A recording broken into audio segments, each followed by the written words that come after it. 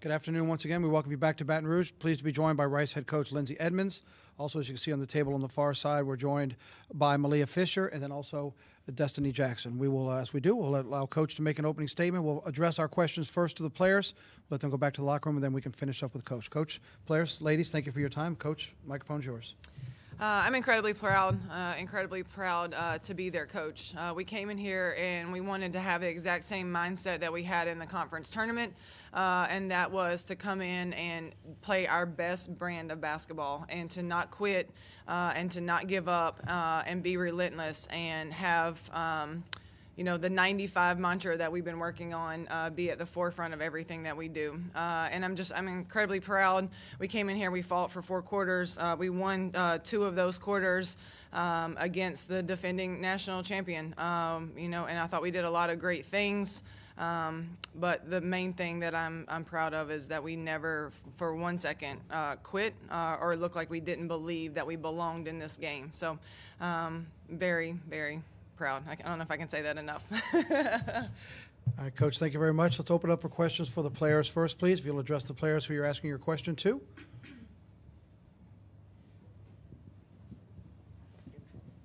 All right, Destiny, Malia, what was it like in the third quarter being on the court when the crowd really started getting into it and you knew it was kind of now your chance to make a push and keep the game going? I knew at one point I'm running down the court and it was when the crowd was getting really loud and I was like, I can't hear myself think. So it was a different environment, but I mean, you get used to it fast and then you just kind of acknowledge it and then put it out of your mind, and that's what we did. Yeah, I was really loud, but I just tried to block out the noise, but I enjoyed it, hearing the sound. For sure. Junior, the College Sports Report. Both Destiny and Malia, coming in this game, you all have played 4 games in 4 days. You won. Coach mentioned in practice that you carry that over to the next game. When did it all kind of like not overwhelm you, but said, okay, we're here, let's do this? I think first quarter we came out and I felt really comfortable, honestly, on the court. I don't think there was ever a point in time when I was scared or overwhelmed. No, I would say that. The first quarter, the first few minutes I was pretty locked in the first few minutes. But, I mean, I'm used to it, and I think we did a good job. Yeah, Matthew Bernuth on 3. Malia, they're one of the more physical teams, I mean, in the country, really. Just how were you all able to go toe-to-toe with them on the glass and really just in all the physical areas?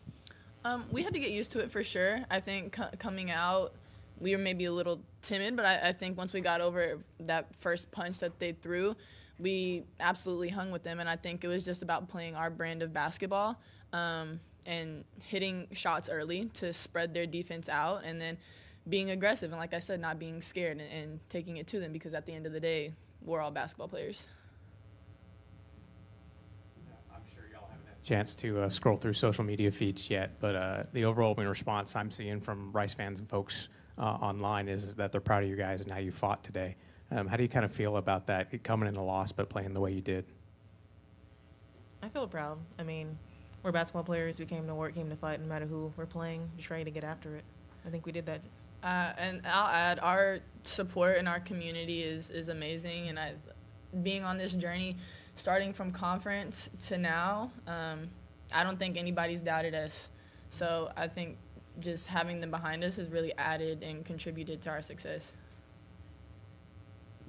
Bryce Coon, 24/7 Sports back here. Can you just talk about the job that Susie did tonight?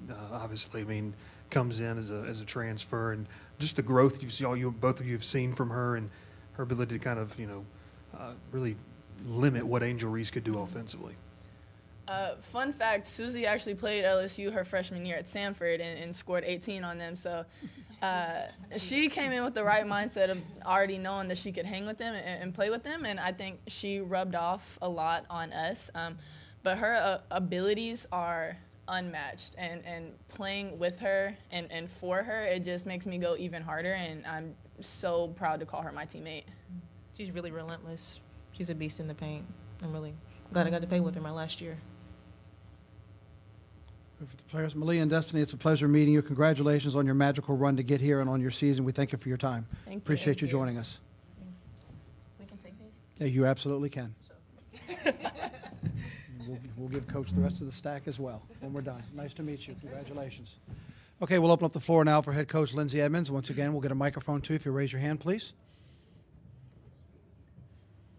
It's kind of the same question, just to ask both the players, but what have you seen from Susie and her development and just what it's been like having her in the program and then seeing her perform today? Yeah, unfortunately, Susie dealt with some injuries early on in the season. It was like highs and lows for her, and we saw her, go through some really hard days.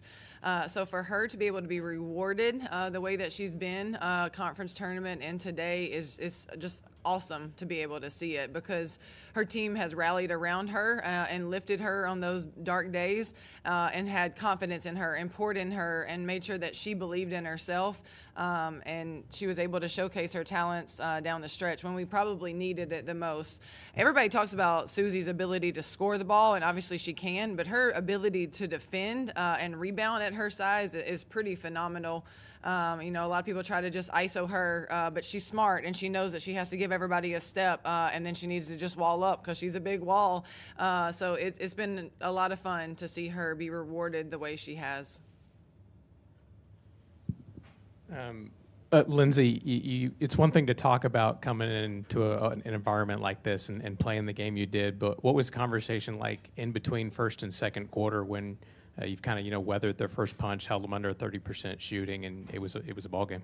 Yeah, when we looked up at the end of the first quarter, we were like, it's 6-12. Okay, we are okay. We haven't hit shots, but we are doing okay. Our game plan defense, I thought, was tremendous in the first quarter. We were doing exactly what we wanted to do. And now in that quarter break, it was like, okay, settle in. And now the shots that we have been getting, knock them down with confidence. Let's get the ball inside with confidence.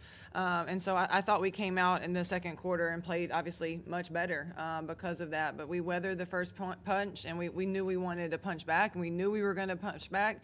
Just didn't know if it was going to happen at the end of the first or the beginning of the second. So they weathered it, and they punched back, and they kept punching and kept swinging. I mean, we cut it to 4. Late too. So just really proud of that effort.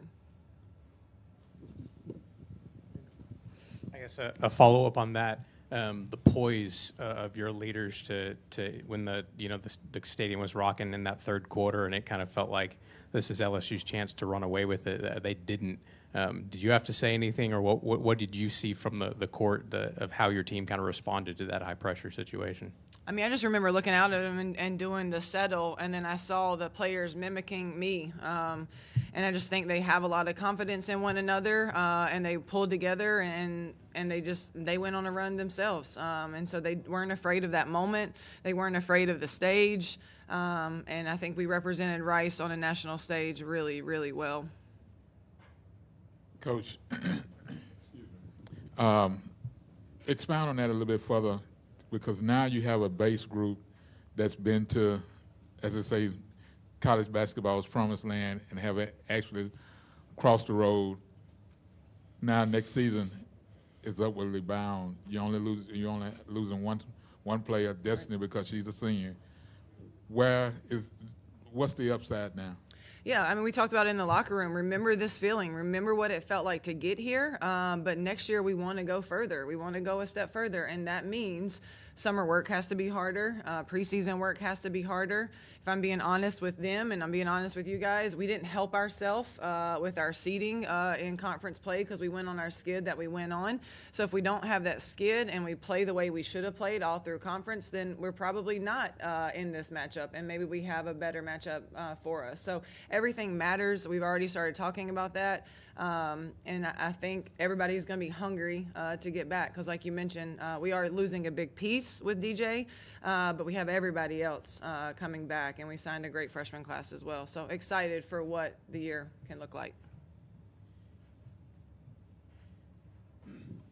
Just for perspective, and I know it's always it's not easy to compliment a performance after a loss, but so LSU lost at home once this year to South Carolina, I believe, and it was pretty close.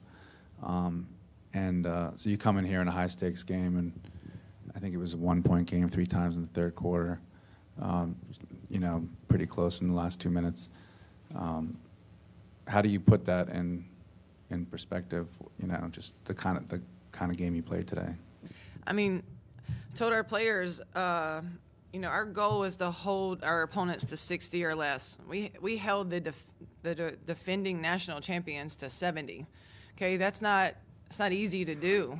We had 6 kills, which for us, 3 kills in a row. I mean, 3 stops in a row was a kill. So we had, you know, 6 kills.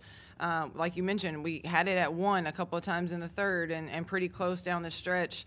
Like we did that. We showed up and we did that. We were not afraid of the moment, and we were ready to play. Like I said, we proved that we were here, and that we were not going to just be someone that they were going to be able to run over or walk all over. And that was because of their unwavering belief in one another and their unwavering confidence in our game plan and what we were trying to get accomplished today.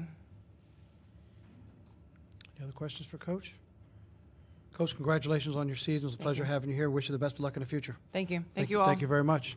That'll wrap it up for this Friday here in Baton Rouge. We'll be back tomorrow at 1:25 with interviews for both LSU and Middle Tennessee. Until then, have a great Friday evening. We'll see you tomorrow.